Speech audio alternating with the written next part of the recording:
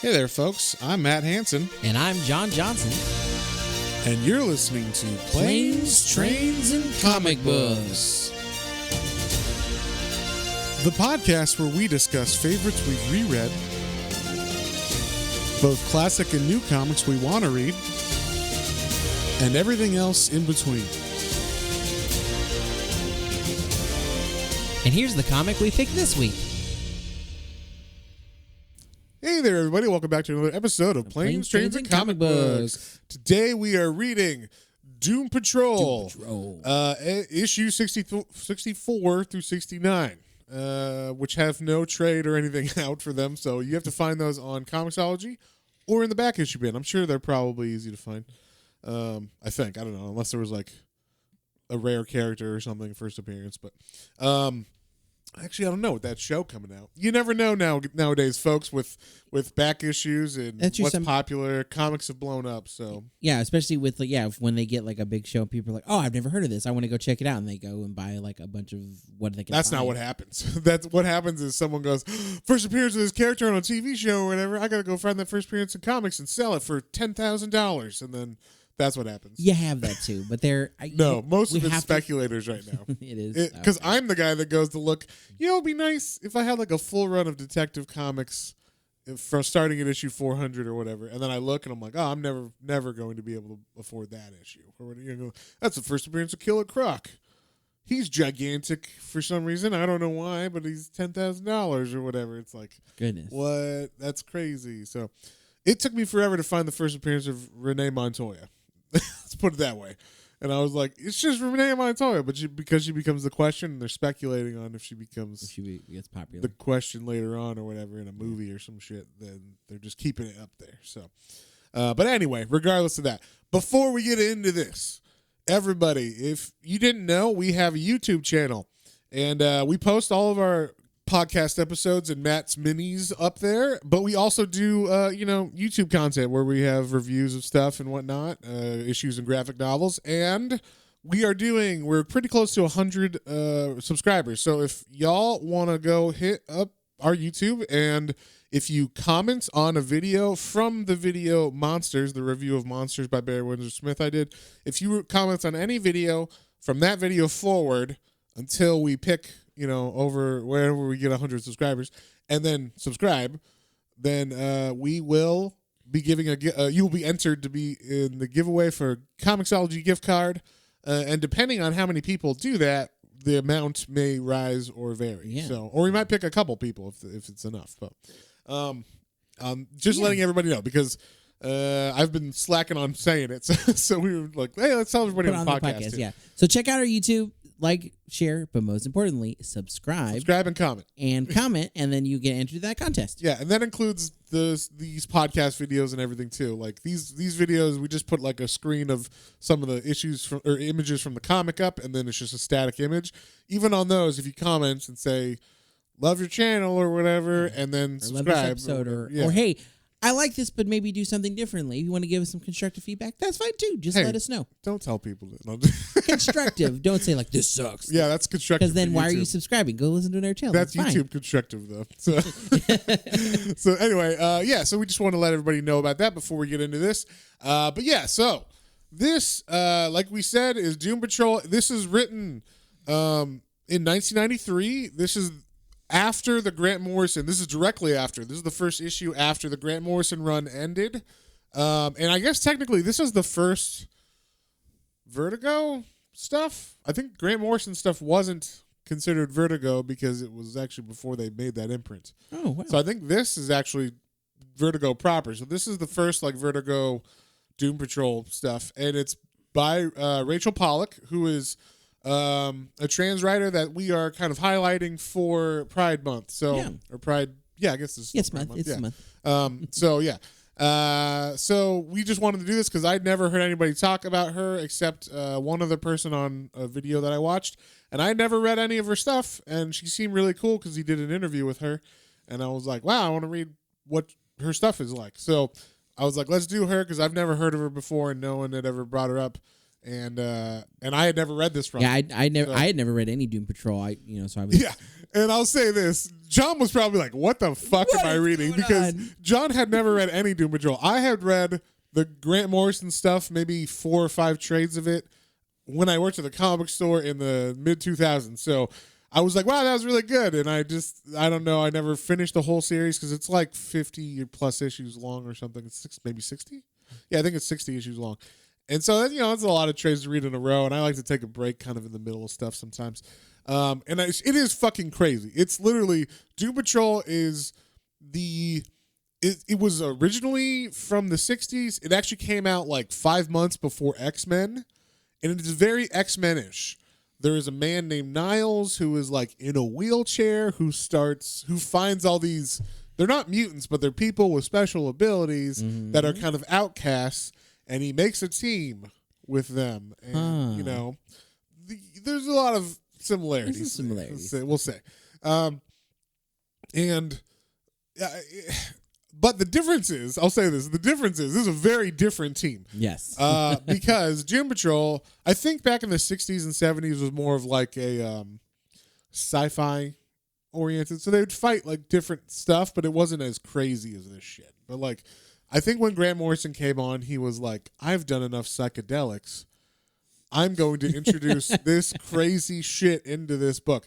So this book became like a very avant-garde. Like, they will be fighting, like they'll be talking, and all of a sudden teleporting lips will fly into the screen, and now they start attacking everybody. You're like, what the fuck is going on?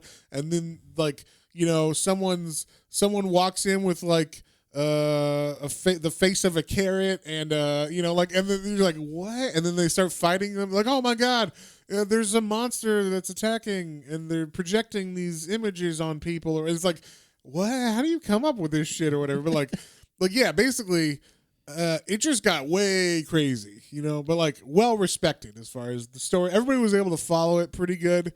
I mean, obviously Grant Morrison isn't always the easiest to follow on some stuff because he has taken so many psychedelics. So, and if you haven't taken as much psychedelics as he has, it's quite hard to follow. On your level. I think some people have, and when they talk about Grant Morrison, they're like, he's the best ever. Oh my god!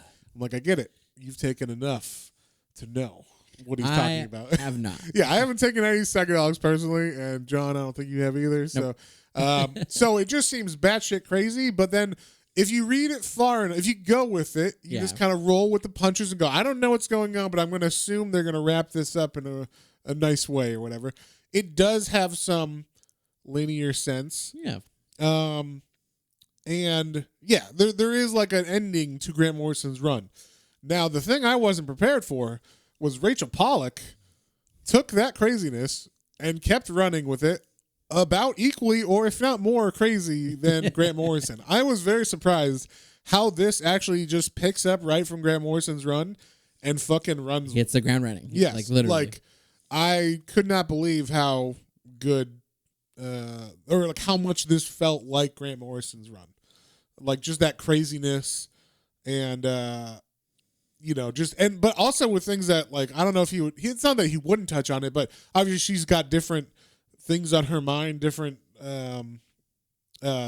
issues that are poignant or whatever. So stuff she wants to talk about. So there were things that he probably wouldn't have brought up or talked about, but I liked her style of writing and how it fit into this, and how she did a really good job of, if you had been reading Grant Morrison's run and that's it, and you picked up the next issue just to see if you would like it, you'd probably be like, oh yeah, I'm down with this too. So very well done. I liked it a lot. And but yeah, so the Doom Patrol generally consisted of like 3 to 5 members, maybe 6, or depending on what's going on. But there was like a metal man named Cliff Steele. There was I don't know what she would be called. There's a girl named Dorothy who's like really young, but she's kind of like Wanda Maximoff. Like she can kind of make things come into reality as she wishes. Yeah, basically she can imagine up things, and like these people will appear, these like creatures or things. So. Yeah, generally there's stuff she thought of when she was little, like even younger than like oh, these were my imaginary friends when I was a kid or whatever. But she has like a facial deformity or whatever where she kind of looks, I guess, apish. Yeah, I think they say ape face in the comic, but it's I don't know, it's Yeah, it's a facial deformity of some sort. Yeah. I wouldn't even necessarily call it ape. Sometimes it looks just like maybe like almost like elephantitis or something in certain areas. Yeah, so I think it depends on who's drawing it, how much of an ape it looks like, or how much it just looks off. Just looks off. Yeah. So, and in Grant Morrison's run, also there's a guy named Niles Calder. Is that his name? Mm-hmm. Yeah, Niles who Calder. was they call him the Chief. He was like kind of the Professor X. Yeah, he's the guy in the wheelchair, yeah. and some things happen with him. We'll get into that. Yeah, which I actually liked a lot. I did too. So that was one of my favorite parts. Yeah, so in Grant Morrison's run, those three people were in it, plus a bunch of other people. Someone named Crazy Jane was in it. I have never finished the Grant Morrison run, but what I assume happened just from the beginning of this book is Crazy Jane must have gone crazy and killed everybody or blown everybody up, or something happened where she dies along with a lot of other people. Yeah. If they're fighting a bad guy or something. But we know part of that because one character does not want to talk about it. yeah, Cliff is like, I don't want to talk about Jane. And so, but at the beginning of this book, we're just introduced to Dorothy. Like, that's the only person that we see on the team that's still around. And she's just kind of like walking in the aisle. And she's walking through like a supermarket, and she's obviously having issues with becoming, I guess she's getting older now. She's going into like teenhood or whatever you call it. I don't know what the fuck it's called. Adolescence. There you go. And she's having, I guess for the first time, to have to buy tampons for herself, maybe, because I don't know if she's before, I think people would help her with these things because she wouldn't go out on her own, I don't think. So, and in this, she's got to go out on her own. I don't know if she really knows how to do a lot of this stuff because, I don't know. She just seems like this is like the first time. The way she's acting in the store, like the way people are acting around her, and the way she's looking at the aisles and everything going on. It seems like she's just, I guess this will do or whatever, and move on. But everybody in the store is like, oh my God, like when they see her, and I'm like, Jesus Christ, these people are assholes. But yeah, they're literally just like, oh my God, did you see that ape person or whatever? And stay away from her, Timmy, or whatever. And it's like, Jesus, people, calm the fuck down. Because you wouldn't assume that, right? You wouldn't be like, it's a monkey-faced person or whatever. You'd be like, oh, it's someone with a deformity. Like, oh, yes. Maybe I shouldn't yell that out in the middle of the fucking store. But, apparently people in the early 90s weren't as nice or whatever. Yeah. But I think, if I had to guess, I would say this is maybe because the way that they're talking about it, like, is that like a person or what is it? Is it a man or a woman? They say stuff like that.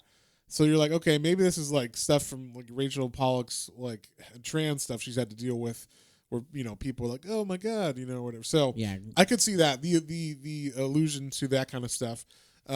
So that's what I was saying. Like, I don't know if Grant Morrison would have insight enough to write some of this part of it with Dorothy, but yeah. So Dorothy, in the middle of this store, she has like a fucking vision or something, and I'm not exactly sure if she's manifesting these visions or not. I don't think with these. Okay. It's hard to tell at first, but I think as we go along, I don't think it's for these. That's right. I think there's a couple different. And then I will say this: hey, if we get any of this plot wrong, please forgive us, because goddamn, like we said, it's psychedelic as fuck, and a lot of it is like, I don't know exactly what's going on this page, but I think I can piece it together. So if we mess something up, forgive us, or just tell us, hey, just so you know. Yeah, if you know exactly what it is, like let us know. Be like, oh, hey, it was actually this, but Yeah, so in the middle of this store, like it all goes red, and then these like weird.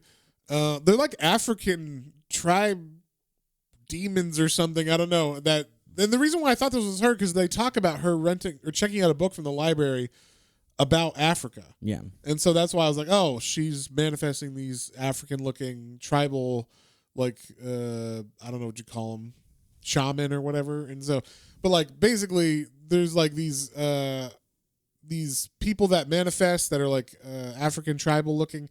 And they start talking to her in very non-making sense ways. Like, I read all these dialogue bubbles. I'm like, I don't know what. I read them like twice. I was let me give you a little sample of this. It says, one of them says, "Child strip faces cold, roads come and be home. Whispering voices slide down the river hills. come home and be liquid now. No pain of the summer kills. All right. I don't know what that means, but cool. So she, in response to this, she's freaking out. She's like, I'm not going with you. So it seems like she understood some of what they were saying, like, come with us. And she manifests her own group of people to fight them. And there's this girl named Dot that she, like, this woman named Dot that she, like, pulls out of reality, that she, like, makes into reality. And then I don't know what her powers are, but she can, like, shoot energy beams or something and fights them off. And then they go running off. They're freaking out. But then we see, even in the real world, the people that appeared, the African tribal monsters or people, they did not die from that. But they're, like, still following her in the middle of the street. And then there's, like, pig guts and shit that are also manifesting in the middle of the street, and people are like, what the fuck? Like, other people, not just her. Yeah, they, like, regular normal people are seeing it. Yeah, so it's like, wait, what? Then when Dorothy gets home to her, like, little apartment or whatever, we see how she lives. She lives like a little kid. She's got, like, dolls and toys and stuff, but she's sleeping on the floor on a mattress. I don't even know if it's a mattress or if it's just like a little bed or whatever, little cot or something. Yeah, but she has, like, a sink, and I don't see a restroom in here or anything. It's very, like, Spartan. That's the best way I could put it. But yeah, like, she just, it's obvious she's not, like, living high up or anything. And I don't know, like we said, we don't know what happened to the rest of the Doom Patrol. They don't even say. We're just introduced to her. And so then as she walks in, we see Cliff Steele, the robot, is sitting in a chair, and he's like, Dorothy, how wonderful to see you. Glad you invited me. So at first I thought this is just a figment of her, like, she's manifesting Cliff here. I thought maybe, but also she mentions to Dot, like, hey, why don't you come and meet the Doom Patrol? I'm their leader. That's why I thought maybe, okay, like, she did, like, have them come to her place or whatever. So yeah. So I don't know. I guess she invited him. I don't know how she invited him, but that's the thing. Like, I just wasn't sure about it. Like, some of this, I was just like, either it's a vision or, like, a manifestation of hers, or it's actually him. I guess this one was actually him. But then we cut to Niles. Niles Calder is sitting in a chair, and he's like, I was the head of the Doom Patrol and everything. And he seems kind of, like, evil in this or something.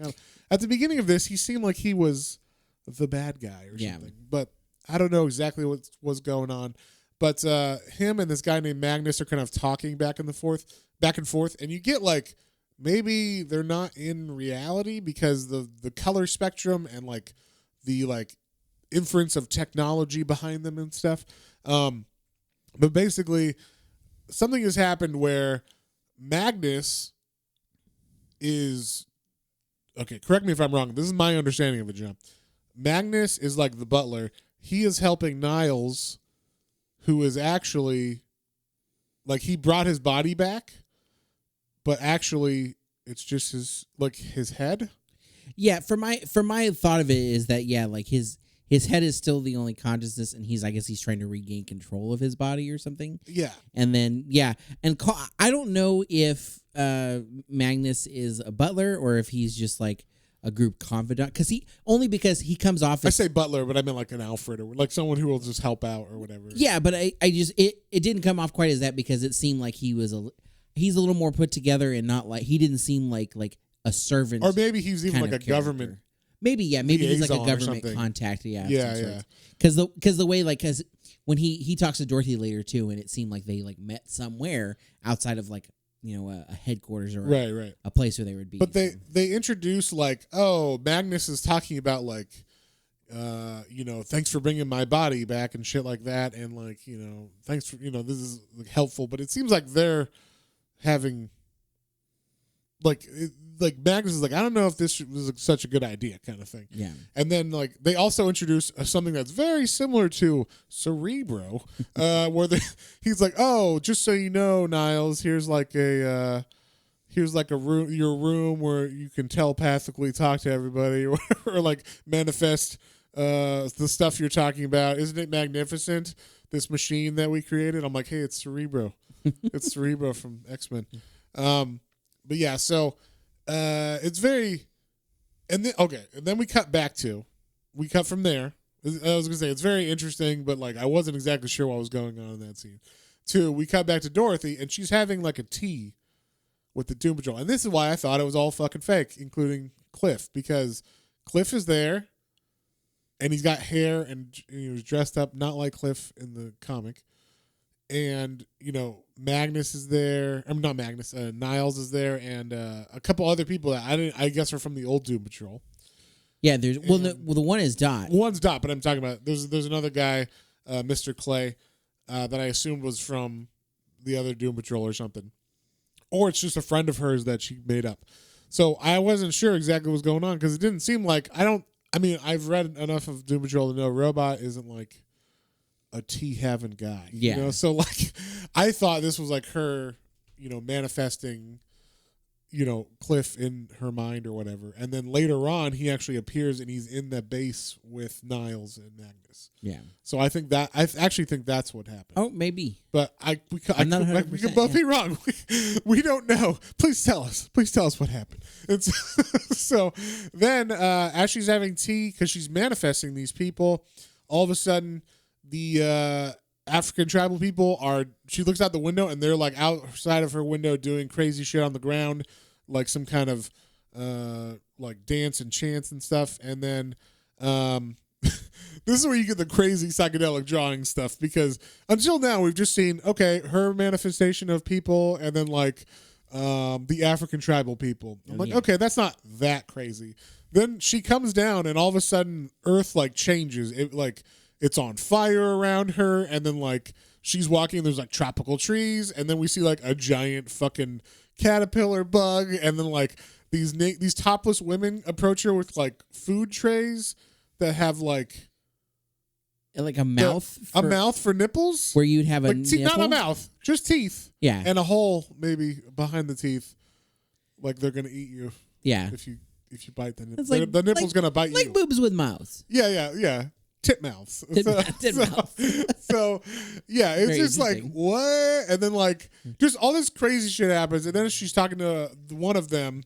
It like the African tribal person has like a snake, and the snake, like it's like almost like she throws the snake like a whip, like, and like the snake bites Dorothy on the face. And then we kind of basically find out that if Dorothy uses her powers, it actually manifests these other people, like it makes these African tribal people come to her. Like, so the more she uses her powers, like when she's having tea time for funsies, they're like, oh, that's where she is, and then like they go and appear there and start causing crazy shit. And that's why I was saying, because like the Doom Patrol come to stop her, or just to help her out in this look, because now she's like, she goes fully out of the city now, and now everything looks like Africa. And the Doom Patrol show up because she's manifesting them, and that's where we see, Niles is in his chair, and he's shooting out of his chair, which I totally wish Professor X would shoot it, like fight with the X-Men and shoot guns with out his of chair. his... Yeah, that'd be fantastic. And then, Cliff Steele, the robot, he's fighting, and then I think that's Crazy Jane in the background. So, because she had like white and black hair and stuff. So, gotcha. So yeah, they're fighting all these visions and everything. So I'm almost 100% sure Dorothy was just having tea time with visions, no actual Doom Patrol members there. And then at the end of this, they all kill everybody or whatever, and then Magnus shows up in her house after she's like calmed down or whatever. And then apparently everybody saw all this happen, because the neighbors are like, finally, someone take her out of here. She was causing all that commotion earlier. And I'm like, if I looked out my fucking window and saw, African jungle war going on with Doom Patrol and like these crazy, tit-mouthed women and all this shit, I'd be like, am I having a stroke or like? Like, I'm just gonna go back and lay down. Yeah, I'm gonna hopefully go wake up from the call the loony bin because it's time for me to go. But so anyway, Magnus finds her and he's like, hey, like. I think he tells her, he's the one who says like, hey, you need to stop manifesting your stuff because you're causing these other fantasies to appear, like these African tribal fantasies. And that's where she says like, oh, I think he's like, it's a mixture of Greek and African tribal stuff. And and like cultural things. And she's like, oh, maybe it's because I read that book on Africa that one time. So that's why I thought she's manifesting it. I think I missed that. So yours makes more sense now. Yeah. So they have lunch or whatever. And this is also, you get to see how she's treated even more by other people because like they're having lunch and people are just staring at them and fucking, ew, what is that? Everybody talks under their breath about her and stuff. But Magnus is nice and he treats her like a normal person. And so, yeah, the weird thing is he just like leaves her. Well, he said he's got to go help with something. Yeah, but he's like, he can't be like, hey, I got Magnus over at the base or whatever. You know, like maybe we should not leave you to be in your apartment by yourself and so lonely. But whatever, he's a guy. He's not thinking about it. He's just a government stooge. Yeah, well, I mean, he gives her money. He's like, yeah, go buy yourself some makeup or something pretty. Yeah, like, yeah. He's like, hey, why don't you put some makeup on that face or whatever? I don't know. I think he was just like, he's trying to be nice, obviously. She took it like that. I don't think she took it mean. But yeah, so she. But this is horrible. Yeah, this is horrible. She actually does go, and this was crazy. Like I didn't quite understand this full scene, but she goes to buy makeup. Like he said, suggested, and she's like, oh yeah, I'd like some makeup, and she's like, well, I've never really used it before, and then the person at the cosmetics counter is like, oh yeah, no problem, and like being nice, and then all of a sudden she's like, why don't we start with some foundation, and like throws fucking whatever, I don't know, liquid in her face that's like makeup liquid, and I'm like, what? That's what I couldn't tell because there was like people around her. And they were kind of like, oh God, like again, like, ooh, what a... Yeah, they're like, you better use a blowtorch, not foundation. Yeah, so that's why I didn't know if like the store clerk was like, maybe like being influenced by that or if she did... I don't know, but why would you like throw... Like you're being all calm and then she goes from like 0 to 10 in one panel. In less than a panel. In like between the panels. So like, she's like looking perfectly normal, like, here's some nice new foundation. And then the next panel is her... Okay, she's throwing it in her face, but it looks like the face in the panel looks like she accidentally spilled it on her or something. Yeah. Then the panel after that is her yelling, "Get out of here, you fucking freak!" Yeah, just like craziness. Also, we should say this book is definitely mature readers. So, like we said, there is nudity, there is swearing, there is crazy, weird ideas and everything in this. So, just so y'all know, but. Yeah, so then automatically Dorothy is very like upset, obviously, because she just got fucking foundation thrown in her face and called a freak. And so instantly the world around her starts to manifest the like African tribal people and the like tit breast women or whatever. Mouth tit women. Yeah, tit breast. The tit mouth women and stuff. And so yeah, it just gets all crazy. And this is where we finally actually get Robot. Like she's hiding from these people in like a toy section, and then even the toys around her have tit mouths, including the guys. Look, there's a Barbie and they're not Barbie and Ken. I can't remember what they're called. Kelly and Bob. There you go. And so there's Kelly and Bob like twin set or whatever, or double set, and both of them have tit breasts. So not tit breast, mouth breasts, teeth breasts. There you go. That's what I was trying to say. So like it was like, oh my God, and then Cliff Steele comes out of nowhere and hits those fucking dolls out of the way. Yeah, I did like this. They were like in a box, and then they grew to like human size. Yeah, then Cliff Steele comes up in his traditional Doom. Yeah. That's how I knew he was real, because I'm like, that's how he looked in the Grant Morrison run. So this has to be like the real one. I like his little getup because it kind of reminds me of Judge Dredd a little.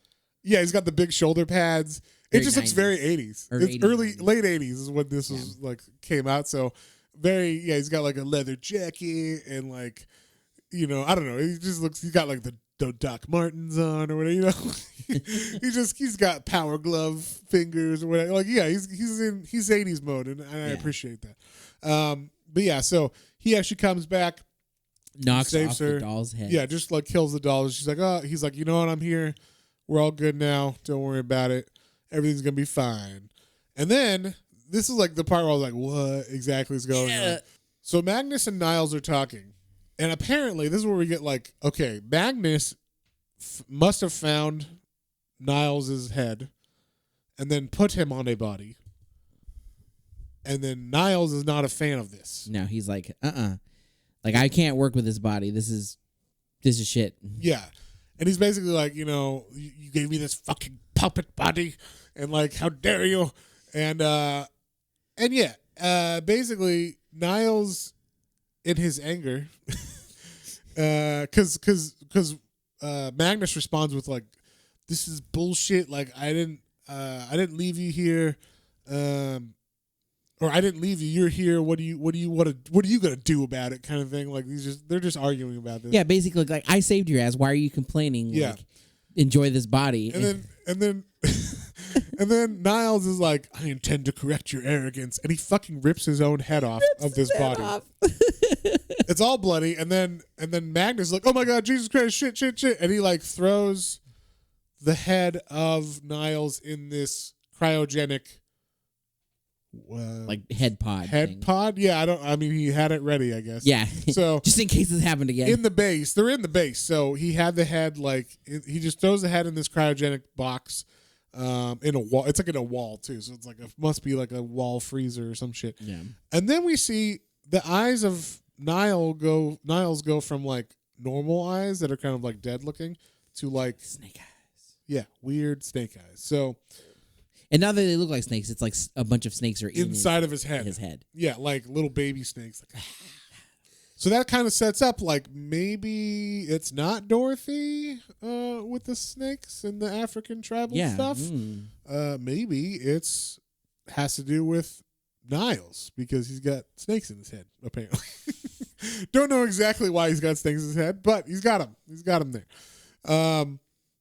So yeah, and then we start the next issue off with like this crazy vision of like Magnus in his head and Niles in his head. I'm sorry, Niles in his head, and he's got like, because now he's like removed from his body, and I think he's kind of like gone into his mind or whatever. Yeah. So he's just like this. He's like Mount Rushmore, but Mount Niles or whatever. It's just his one face on this mountain, and he's having like a fucking African plains dream or whatever. Yeah, like vision. This is kind of where it really starts to tie. You're like, why does it look like he's in Africa? Yeah, why are these pigs? Why are these elements here? Yeah. Oh, we saw pigs earlier and stuff. So then it looks like Magnus, having now, I guess, saved the head of Niles, has invited Dorothy to come to the base or whatever, and that's like, you see like a little bit of their dynamic where he is treating her like a kid and stuff, and she's like, look, I'm not naive. I'm the one who beat the Candlemaker. I don't know who the Candlemaker is, but I'm assuming that was a very big villain in the Grant Morrison run that she was the only one who could defeat. So he calls her naive because she doesn't know some things about the world or whatever. It's because she didn't know what a pack fund was. And who the fuck? I didn't even know what that shit was until I was like old, like 30 or whatever, because I was like, oh wait, politics or whatever. So yeah, she's like in her teens at most, so like I wouldn't expect her to know all that shit. But yeah, so or if I'm not sure if she's in her teens or if she's just acting like in her teens. Yeah, that was I wasn't sure if she's maybe like in her mind. In her mind, she's a teen. Yeah, I wasn't sure. Yeah, that was the thing. Like, because she was in the aisle with the tampons earlier, and I wasn't sure if she's actually a teenager that was like around the first time she's buying tampons for herself, or if she's just kind of like developmentally that age, and like she's actually like 30 or 40 or something in years. So I don't know, but yeah, I mean, she was in the original Doom Patrol, like from the 60s, so maybe that's what they're going for. But yeah. So, and then Cliff Steele is in this base as well with them. So the robot guy, and so he comes across the head of. Well, the chief actually talks to him. He calls Niles Chief, so we'll call Niles Chief from now on. But so Chief actually, like, because robots got antennas or whatever, so he's actually like communicating with Chief, and he actually goes like, starts going kind of crazy or whatever. I'm not sure if he was crazy before this, because he seemed fine in the store, but then later on they're like, his mind is broken because he doesn't have a brain anymore. It showed when the one thing I will say on that page when they were in the store, it kind of zoomed in on his eyes about everything being okay, and his eyes look staticky instead of like a solid color, like when you were. Like page. So that's the only thing that made me think that maybe there's something going on with him. Okay, so but for sure, maybe he's been talking to Magnus the whole time. I mean, not Magnus, the Chief. Chief. God damn it, Chief. I'm gonna confuse Chief. No, it's okay. Chief and Magnus. Got it. There you go. Got it. It's because M and N were close, Yeah. and that's why I think. But anyway, Chief has maybe been talking to him the whole time. But then in the real world, it says all this other shit starts happening, like fucking letter blocks, giant letter blocks falling from the sky, people getting frozen to death from their bed sheets. I'm not exactly sure how that works. It looked like it was like space or something. Yeah, then she reaches out to touch her sheets that look like space. And then I guess she freeze her. Like frozen in space death, I guess. It was weird. Then like people in a museum are looking at paintings and then they're like talking and then all of a sudden they don't understand each other and they're like, wait, what'd you say? Like they don't understand and all of a sudden their language becomes nonsensical. And then this is all over the world, too, because we show, like, San Francisco. And then, like, there's a doctor giving brain surgery, which would be horrifying. He's giving brain surgery, and then all of a sudden he doesn't understand what's going on. And then he sees, like a weird spire/clock number thing coming out of a brain. And it's like, what the fuck is going on? Like, the world is going loopy. Yeah. And so this is what I'm talking about. Like, this is, like, full psychedelic. What the fuck is going on? I'm just going to go along with this. But this is straight up like the Phantom Toll Booth book is in the real world, goddammit. These letters are all over the fucking place. And I'm not sure exactly what's going on other than I don't know if it's Magnus. Someone from the government's like, we need help with this. And they're like, oh, the Justice League's busy or whatever. It's like, we'll get the next best thing. The Doom Patrol. Because you got to explain why wouldn't the Justice League fight this? But also, it's not a bad guy. It's numbers and letters and fucking weird shit. Weird things happening to people. So it's a little past the Justice League, right? You can't punch a letter and make it go away. You know? So, yeah, Superman. You can't just use your laser eye beams and make everything better. Yeah. So basically, like we're Dorothy and Cliff are kind of getting reacquainted now that they're like together in the base, and while all of this shit's going on, and he's kind of mean to her at first. I don't know if this is just because his mind is crazy, but yeah, like we find out that his mind is like gone. He doesn't have a brain inside of his head anymore. It's just like a hard drive that was running that kind of got fried in their last battle. Yeah, and that's why I think that's what we were talking about, because he doesn't want to talk about Crazy Jane.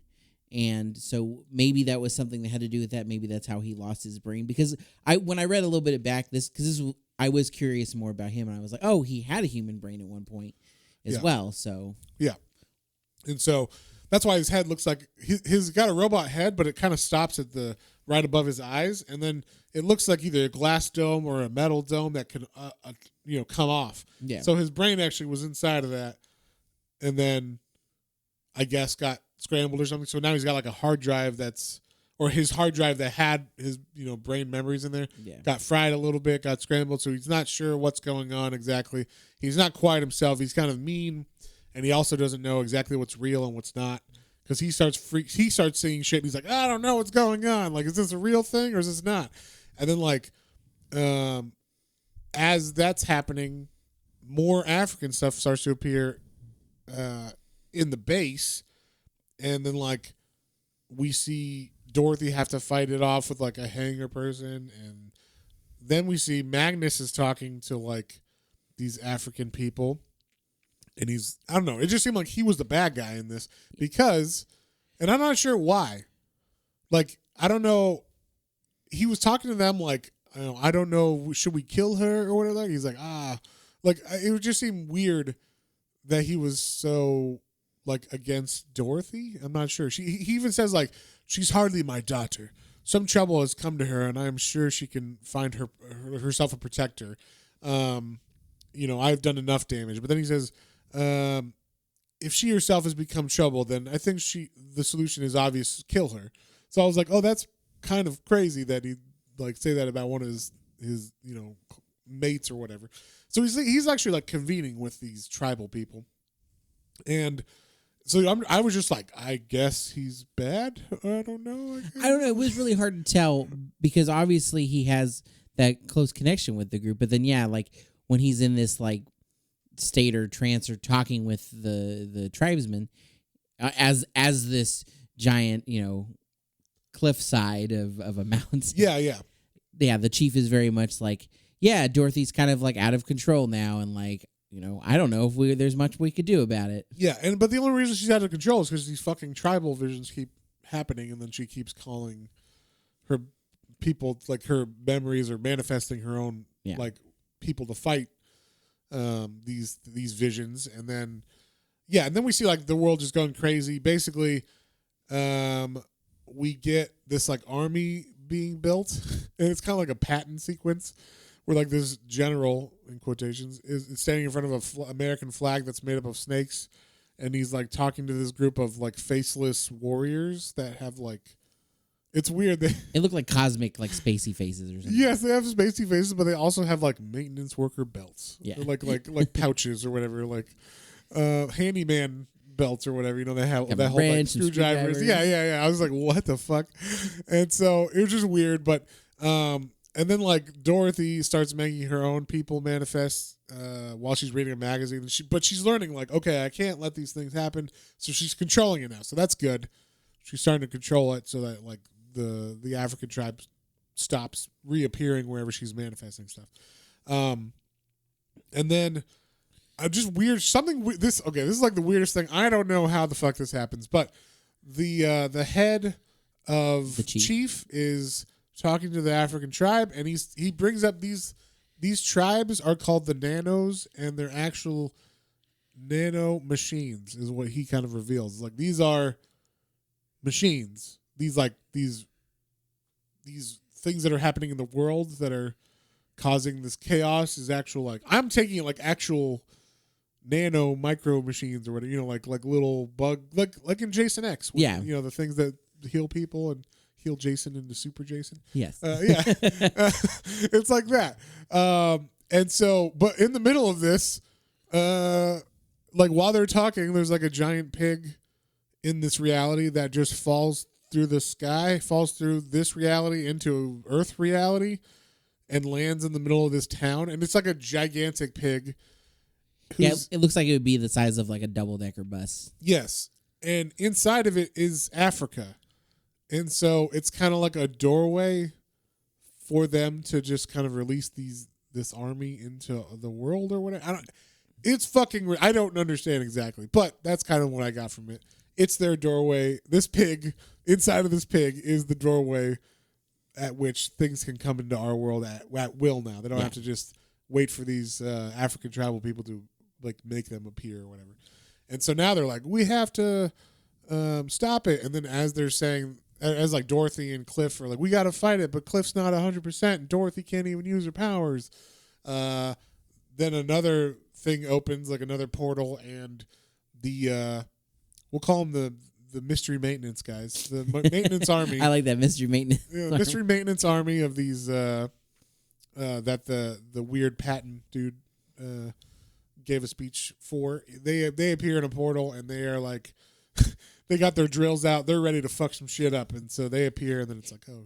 We're here, and we're not here to fix stuff. Yeah. This isn't maintenance or whatever. Then we appear back in Africa, and it looks like everybody's kind of waiting to go through this pig because they can see the pig in their, like, African dimension or whatever, wherever that is. And then the pig is also on the street in our world, in our dimension. So it looks like they're, like, waiting to go through the pig portal. The pig portal. The pig portal. This makes the most sense ever. And then it also looks like Chief's mountain just completely disappears. Yeah. Like it like vanishes from this dimension. So this is in the middle of that fight. Cliff Steele is beating the shit out of all these maintenance men. The mystery maintenance army. The mystery maintenance militia. That's what we're going to call it. I like it. 3M. 3M. But yeah, so the mystery militia is fighting Cliff, and like she wants to help. Dorothy wants to help, but Magnus won't let her because she can't use her powers, and also she's like, "Fuck you, Magnus," and she just basically manifests what she was looking at in the magazine, which was, I don't know what fucking magazine she was looking at, but it had like burlesque dancers or something. Yeah, they're kind of like that, or like they look like they're doing like the Rocketeer line, or maybe like Vegas Showgirls. The Rockettes. I said the Rocketeer. Yeah, the Rockettes. It's fine. Don't worry about it. If only they were the Rocketeer girls. I'd be down. I'd be even more down. Just a bunch of Cliffsy chords. Yeah. Anyway. You got some gams on him, you know? but the difference is these people have, these women have like showgirl tops on, but then they have like goat legs on the bottom. This reminded me of Dragnet so much. Like that movie, you've seen Dragnet, right? Yeah. Where it's like, gotta get your goat leggings for the pagan rally. Get your goat leggings. Oh, shit. That made me laugh so hard. I haven't seen that forever. Oh, man. Anyway, so they kick the shit out of these maintenance militia people, along with like another hanger person, like a person made of hangers. Yeah. Is also Hanger man, go. Yeah. It's like, what the fuck is going on? So, although that would be fairly terrifying because hangers hurt like a motherfucker. Yeah. I don't know if you've ever been hit by a hanger. For a metal hanger, I've been scratched by a metal hanger before many a time. Yeah, I would actually be more scared of that than the goat leg or whatever. So, So then they defeat them, but it's very clear that like Cliff is not in a good place, and they're like, we have to figure something out with Cliff, and they take him to like the computer room, I believe, to like work on him, and then we got back to the city, and I don't know what the fuck is wrong with these people.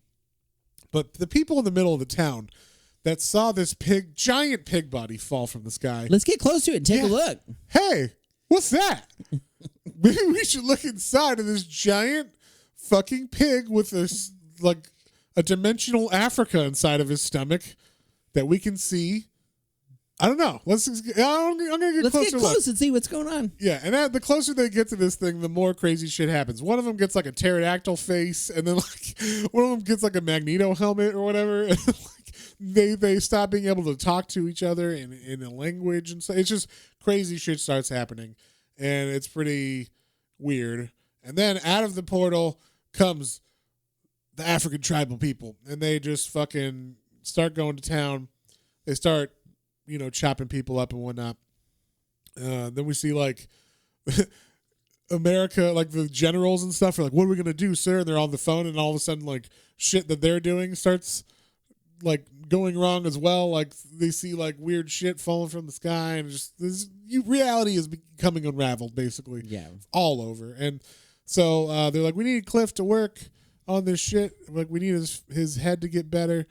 And this is one of those things that was like a little convenient, but Cliff, they I guess in this room they have defenses. He Magnus pushes a button as the militiamen again come through like the wall because they have their drills and shit. They could just drill and they drill a hole out through anything. Yeah, maintenance guys, they can just cut a hole. They get their sawzall out. Hey, this wall? This wall over here? Let's just can we just take out the supportive wall? Yeah. So they're just busting through walls, and I guess Magnus is like, oh, luckily they busted into the room with the danger room. The danger room, basically.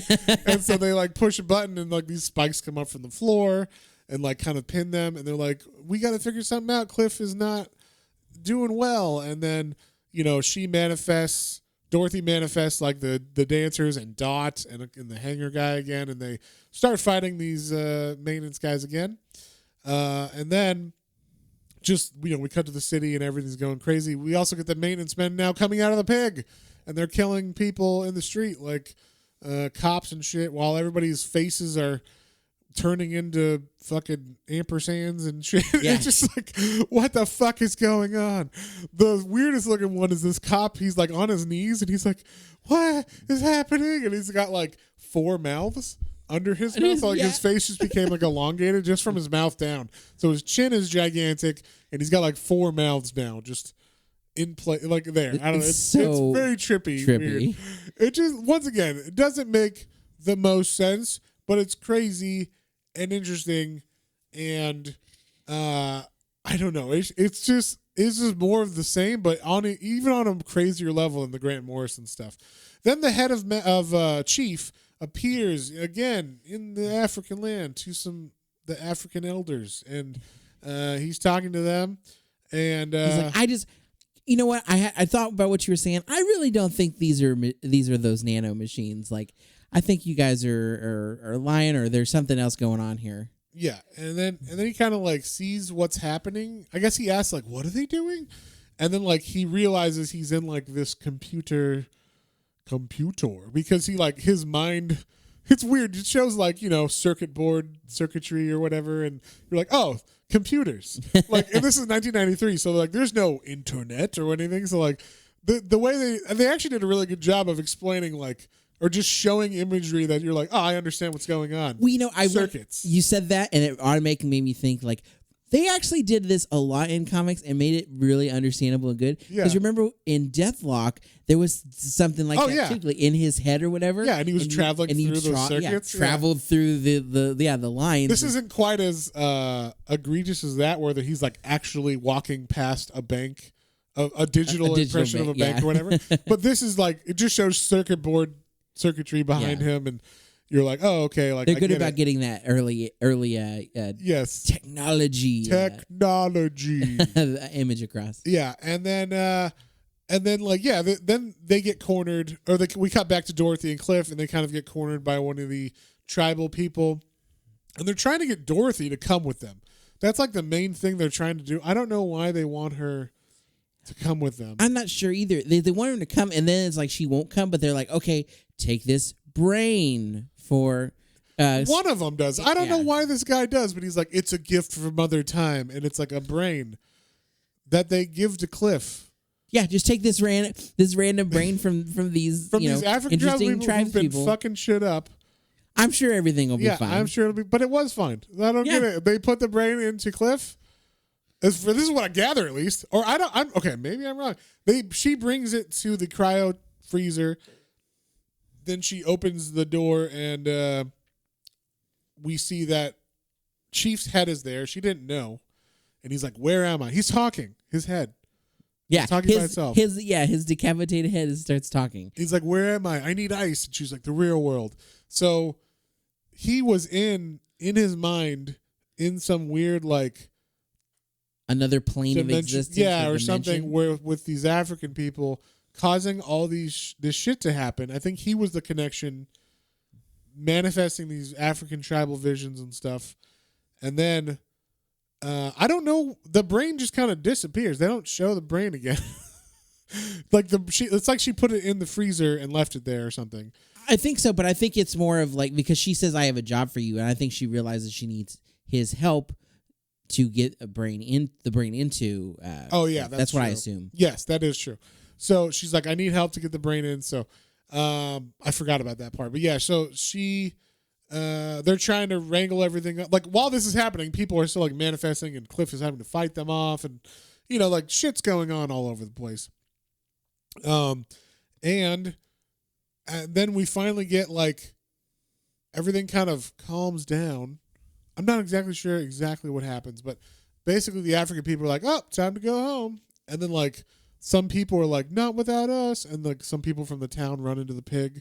Yeah, I guess they have been mutated and changed enough. I guess. And they like run back to inside the pig, and then the pig closes up and becomes alive again. And now they're back in Africa, and they're like, welcome to the Mother Time is what they call this place. Yeah.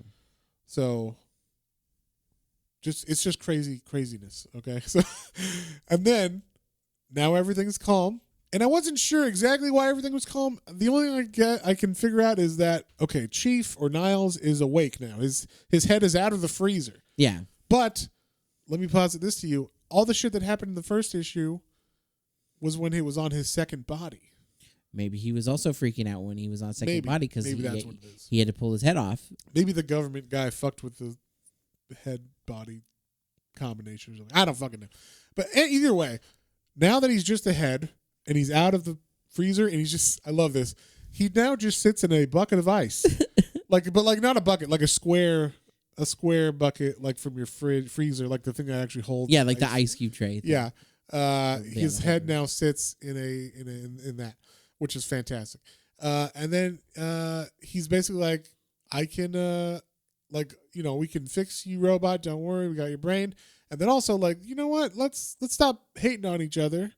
Like, let's be a team again. We're the Doom Patrol, damn it. And so then they like put their hands on his head.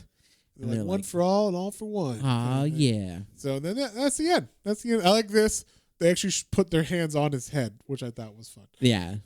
So it's just a weird fucking comic, but like definitely a one of a kind story. Like I mean, when I say one of a kind, obviously she is kind of bouncing off the Grant Morrison craziness run, but I felt like I said, I felt like this was possibly more crazy than that stuff, and not in like a bad way. Just like she just throws you in the deep end of her imagination or whatever. So like, I was like really impressed with how well she did as far as following Grant Morrison. That's a hard, a hard thing for anybody. And having never really read her comics, because she hasn't done that much comics, at least from what I've seen, because any stuff that I've heard of, at least, that I was like, I don't know what her writing style is going to be. So the fact that she could follow Grant Morrison and even like toe to toe, or even maybe crazier, I was like, wow, this is fucking insane. That says a lot, yeah. Yeah. So, and it still made sense. Like she did wrap the story up nicely,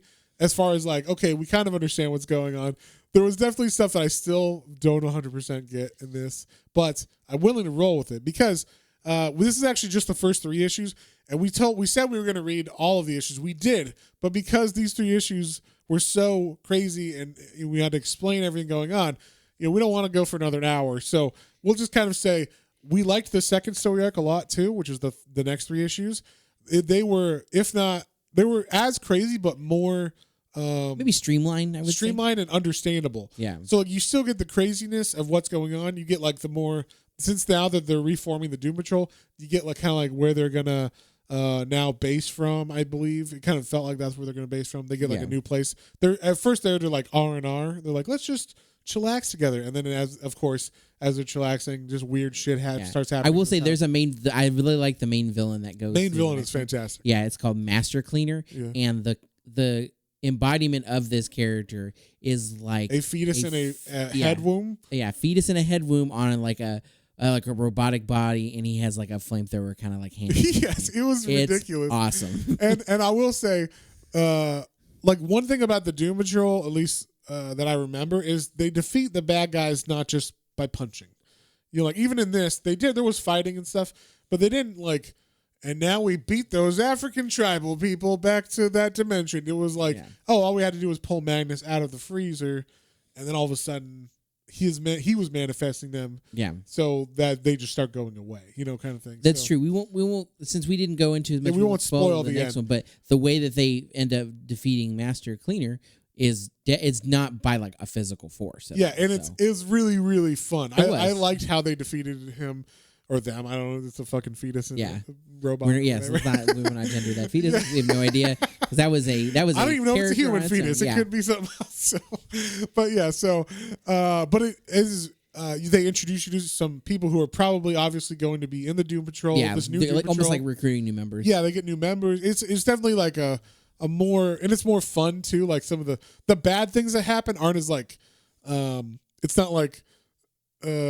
Manifestations of blocks in the air. It's like people, things, and objects get removed from reality and get replaced with a piece of paper that say that thing on it. So the mailman's gone, and it just is a piece of paper that says mailman. And, and you're like, wait, what? It's like something is stealing. The Master Cleaner is cleaning reality or whatever, like in his crazy mind or whatever. Leaving little IOUs. Yeah. Basically, that's what it is. Like. Those IOUs, they're worth their weight in gold. So I thought I had a lot of fun with this. It definitely threw me straight back into Doom Patrol mode when I was reading it. I was like, wow, I am like ready to read more of this and like finish. She only did this run for like, she finished the series, this whole volume. So by that I mean I think she did it till like 85 or something like that, and then that's when that volume ended. And then I think John Byrne did his run on the Doom Patrol because he was like, I want to do a run on Doom Patrol. And they're like, all right, you're canceled, Rachel. John, you get to do whatever you want because you're John Byrne. So, but whatever. I quite like this, and I would want to read more of this if I was reading the comic, especially if I had been reading the Grant Morrison one and was just like, oh, this is just more of the same. I want to go back and dip my toe into the Grant Morrison stuff and see, because this was wild, but the fact that I was still able to be like, oh, okay, like I maybe had to read a page a couple, 2 or 3 times to make sure I got the whole thing. But that's the one thing I have to say about this. A lot of the times when the story's out there and I have to reread something, I usually will get more annoyed than I will be like, oh, I really want to understand this more. Me too. And for this, I was like, whoa, wait a minute, hold on, I gotta reread this. I gotta understand what the fuck is going on. Yeah, and so that was really cool. I never felt annoyed with this. I definitely just felt like I'm not sure what's going on, but I'm rolling with the punches. But I'm in the story. Let's do this. Yeah, I want to know what happens. 100%. I'm following enough of the story that I'm still invested in what's going to happen. I'm understanding enough of it, but there is just a level of ambiguity and craziness and avant-garde, like going on that it's just like, okay, this feels like Doom Patrol. Like this definitely felt like I don't know of another team book or comic, especially that's like a mainstream team. Like, and I say mainstream because they have their own fucking TV show. Yeah, that like has this feel. So I haven't watched. I don't think I've ever read a comic like Doom Patrol, and it's especially from the Grant Morrison run on, and then this Rachel Pollack stuff. Like I hadn't read. I don't think I can tell you another comic that has this same feel, especially for a team book or whatever. So it's definitely unique, and it's a DC. It's a DC book. That's the shit you get at DC. You never get this at Marvel. You get X-Men at Marvel, right? Like, yeah, I will say this is one of the like weirdest comics I've read that wasn't specifically like branded as like a oh, this is gonna be weird comic. Like this is like, oh no, this is like a main team of ours, check this out, and then it's like, what? Like no. I was really wondering what you were going to think of this because it was just like, it's like, especially when I was like, I don't know because I haven't read the Rachel Pollack stuff, but if it's anything like the Grant Morrison stuff, he's going to be like, what did you make me read, man? And then I started from the first page, I was like, oh my God, like this is John is in for it because he had no idea what was going on. I at least had a little bit of like, oh, I read some of the Grant Morrison stuff, and I know that it's crazy if it continues that. Now, I will say the only thing I did before reading this comic is I read who the members, quote unquote, of Doom Patrol were, and I saw the original kind of team, and then I was like, okay, like what members have come and gone, and I looked at like the kind of like the time frame. So I looked at that, based it upon like when this was written. I was like, okay, I see that people have come and gone and things have happened. All right, let's go into this. There we go. Oh, that's probably the smartest thing you could have done. Yeah. Because you would have been like, what's going on? Yeah. But, I mean, in actuality, like if you were going to pick it up in the store, you see Grant Morrison's run is ending, and then they're like, hey, pick up the new issue. It's a new writer. Yeah, it should be a jump on point. I mean, it's a jump on point for sure. They throw you in that fucking pool. But they hold your hands. They throw you in that fucking pool, but in a good way though. You're I can feel the water creeping into the sides of my mouth, but I'm able to swallow it and still breathe. That's basically how I felt in this book a little bit. So, but it was fun. Like I still had a good time. It's like when you get out of the pool, you're like, that was horrifying, but now you know what? I kind of want to go back in. Yeah. Yeah. I was telling John this felt like when you have falafel for the first time, you're like, it tastes like feet, but now I want to eat more feet. Like it's Tamako from The Simpsons. It's like, it tastes like grandma. It does taste like grandma. We'll take 5 buckets. Like that's exactly what it was to me. I was like fully into this. But what did you think, John? What would you give this one? I liked it. I was gonna say your analogies of this were much funnier than the one I thought of, because to me it was a roller coaster ride, and like I went on some ups and downs, and then by the time I was done, I was like, I kind of want to like go again. Like, what's going? That was interesting. Yeah, like, it's so crazy. What the fuck is going to happen next? Exactly. Yeah. So yeah, like definitely like I was not off put. I was like taken aback. And then, like, as I reread a page or two that maybe I didn't quite understand, I was like, okay, like, where's this going? This is really weird. Yeah. I remember you texted me and you said it was interesting, and I was like, that word means a lot of things from a different people. Yes, right? So, yeah. If my mom says interesting, it's like, well, she probably didn't like it. She just thought it was okay. But like, yeah, interesting. It's because I could not describe to you really how I felt about this. This was a lot. Yeah, I was actually worried about this episode, and like I said, we had to cut it short because just describing what happens in 3 issues, like the first little story arc, was hard enough to last an hour, or was like enough description for an hour podcast. So I was like, oh, I guess we're stopping early today because goddamn, it was a lot of to explain, to figure out, and even I was like, I don't know exactly what happened. We still don't know what happened in this part. I don't know how to talk about this. I'm like, people might be like, you fucking idiots, it's this. And okay, please tell us. But I will say I like the art. The art was great. Yeah, art was fantastic. The covers were all intense. Brian Boland. Brian Boland covers. Yeah, all the covers were intense and like, but in a good way, just like, whoa, that's like a crazy image. Like I think the second one has the Chief's face. Yeah. But like it looks like kind of more blown out and like splattery. It was very intense. I was like, whoa. Yeah. Actually, I don't know if that was some of them were Brian Boland, some of them were other people. Maybe what the fuck is his name? Starts with an S. Sinkovich. Every cover was very cool, and then like you said, the art all in this was fantastic. I enjoyed it. It's good, like strong 80s art, and like there's no slacking here. Yeah. And then the story, like this was definitely top Vertigo. Like in my mind, this is up there with, Animal Man and actually I don't even know if Animal now it's considered Vertigo, but like in the time, this is definitely top Vertigo books. Well, I still haven't read it. We still haven't read Animal Man, so I don't know. Well, we will. We will. How about we do a bunch of Grant Morrison Vertigo books not next week, but the next couple. But then in particular, Rachel Pollack's story was very. Yeah, this is one of the most unique ones I've ever read, and I'm here for it. Like it was fun, and I definitely I want to go back and kind of get a little more backstory. Yeah. But then I totally kind of want to see where this goes, especially because we read the next part and I really like that. I'll leave it a little more. I don't know why they didn't collect this yet because it's literally 15 issues. Again, we're going to throw this out there, DC. If you got together finally and got those Milestone comics coming back out, maybe. Dude, they're releasing an entire compendium of all the Milestones. You're welcome. DC Universe. And everybody you are welcome. Everybody else that's been ready for Milestone. We love and appreciate it. And we're glad that DC is listening to our podcast secretly. Yeah. So DC's got a big pride flag on their behind their DC logo. How about you release some Rachel Pollack? Yeah. And you want to make money, stuff. but also get people excited and interested and oh wow, I didn't know about this person and this is something that supports them. Yeah. And this is in 1993. You should be like, DC has supported trans authors, gay authors, all these, forever. For a long time.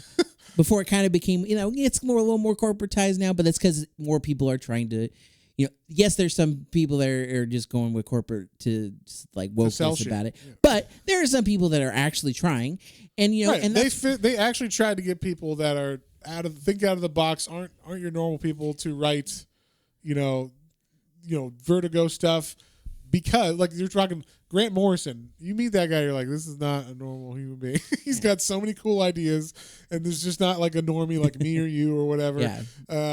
Rachel Pollack just knocked it out of the park here. So DC, you're on notice. By next year's Pride, let's see some collections of some fantastic I want to see. They already got the writers. Grant Morrison omnibus for Doom Patrol. I want to see the Rachel Pollack omnibus from Doom Patrol. So there you go. Anyway, so overall, I would give this one. It was solid. I would give it a 7. It was It was a great read. The only reason it didn't go a little more is just because we still don't exactly know what happened. I'm still 100%, and I need to have a little. But I liked it a lot. Yeah, I'm gonna give this one a 7 as well. At first, I was like, should I grade it on understandability? Because then it'd be lower. But I don't feel like it was lower. No, I feel like it was a great story, and it definitely continued the Doom Patrol, momentum of Grant Morrison, and I really enjoyed what I read, so I'm like, nah, this is a 7 for sure. I don't know if there's anything groundbreaking 8, 9, 10 level, but it was definitely a better version of it was a crazier story. It was a better version of like we said, X-Men is a lamer version or a dumbed down, a watered down version of this. Not that we don't love X-Men, but no, we love X-Men, but there's. Nothing gets crazy like this. This is the only thing I've ever read that's this level of, or this team book, I should say. Not because Grant Morrison was also crazy like that, but this Doom Patrol series of Volume 2 is the craziest team book that's a mainstream-ish book that I've ever read. Yeah. Like I said, there's a fucking TV show of the Doom Patrol.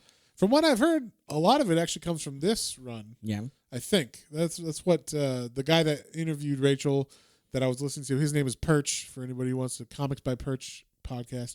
He interviewed Rachel Pollack, and that's why I didn't even know who she was. And then I was like, oh, you wrote Doom Patrol, and it's actually that's where the show's getting a lot of its ideas from. And I was like, oh, well, now I want to read that because I haven't watched the show, but I mean, I'd never heard of this person, and they're saying it's like as good or better than the Grant Morrison run, or and like stuff that's being produced is from it. So that means it's good source material. People like it, yeah. Yeah. So I'm like, oh, I want to read this now. So I'm glad we finally got to check this out.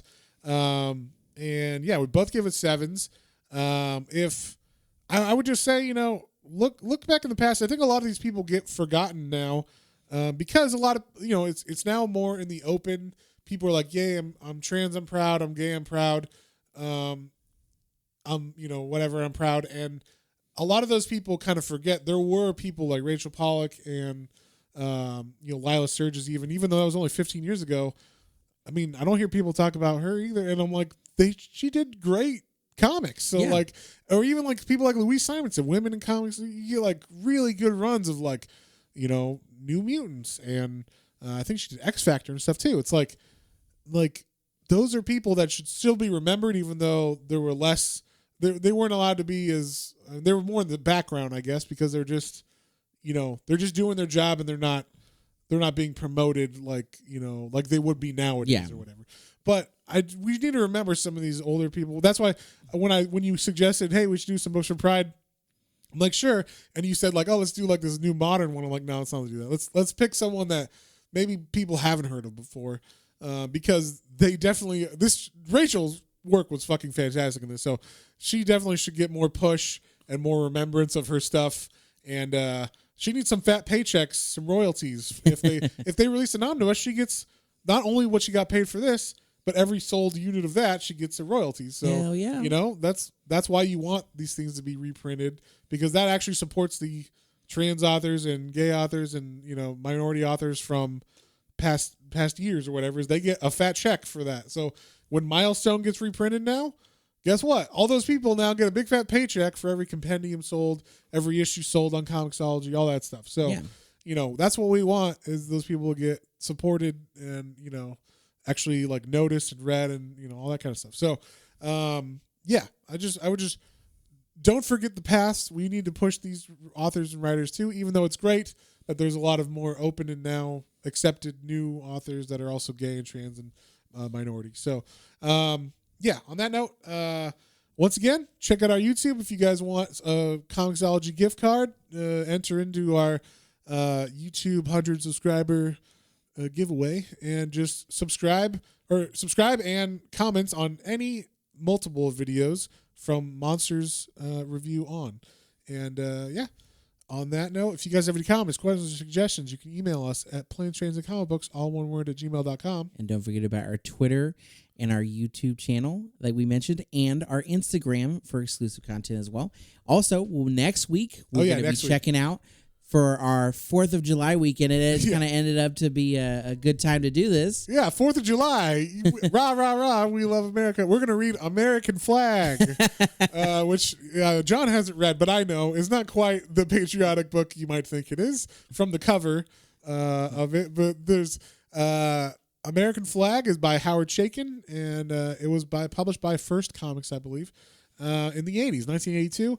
And apparently, I've read it, but I mean, I'm just going to give a little bit of history. It is before Watchmen, before Dark Knight, there was a little comic called American Flag that was its own crazy, cynical, anti-establishment, goodness. So definitely read that with us. Check it out. I know it's available on Comixology. I know it was reprinted by, I think, IDW. You might be able to find those, but for sure you can get it on Comixology. So check it out, read it before and hear us talk about it, or let us crap out of it. Spoil the fuck out of it for you. So on that note, we'll see you on the next one. On the next one. Bye.